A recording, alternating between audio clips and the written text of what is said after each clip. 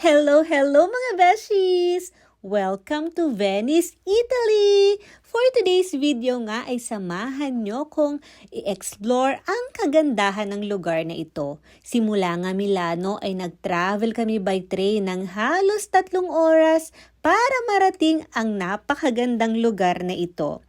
Alam nyo ba mga beshies na ang Venice o Venezia kung tawagin nila dito sa Italia or kilala rin bilang the Floating City ay binubuo ng mahigit 180 na isla na pinagdurugtong ng mahigit 400 na tulay at 150 na kanal. O diba ang dami? Ito ay tanyag sa romantikong gondola rides at makasaysayang arkitektura at syempre sa pagiging UNESCO World Heritage Site. Wala nga pala ditong mga sasakyan sa sentro at ang tanging transportasyon lang ay puro bangka at paglalakad lamang. At ang lumang tawag sa Venice ay La Serenissima or nangangahulugang the most serene or kung sa Tagalog naman ay pinakatahimik. At ang lungsod na ito ay nakatayo sa libu-libong kahoy na poste na ibinoon sa ilalim ng putik at tubig ng lagoon. At pagamat may daang-daang tulay, kung hindi nga ako nagkakamali mga beshies, ay 4 lamang ang nagdurugtong sa sikat na Grand Canal.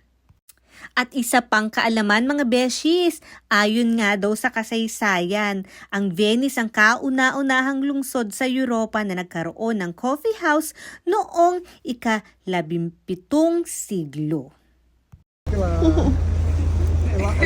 La maxi gongola.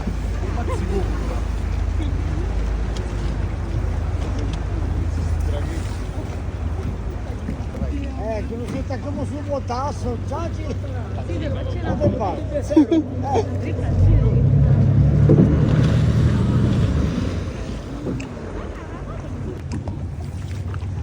Doon pa kundo, ligaw sa Venice. Attenzione, watch your back.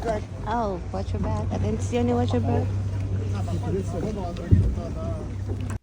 At syempre mga beshies, hindi kumpleto ang pagpasyal natin dito kung hindi natin mapapasok ang napakagandang Venice Cathedral o kung tawagin nila ay St. Mark's Basilica at sa Italia naman ay Basilica di San Marco o kilala bilang simbahan ng ginto dahil sa nakamamanghang disenyo at kayamanan nito.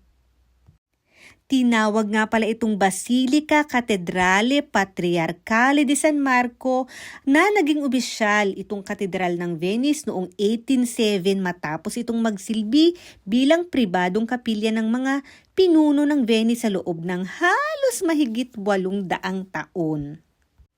Ang katedral nga daw ay itinayo upang maging himlayan ng mga labi ni St. Mark the Evangelist. Ayon nga sa kasaysayan, ang kanyang katawan ay ninakaw o dinala ng 2 mangangalakal na Venetian mula sa Alexandria, Egypt, sa pamamagitan ng pagtatago nito sa ilalim ng mga karne ng baboy upang makalusot sa mga gwardyang Muslim. Ay hanggang dito na lang muna. Sana'y nag-enjoy kayo. Thank you for watching. Follow and subscribe for more. Hanggang sa susunod na gala. Ciao, ciao!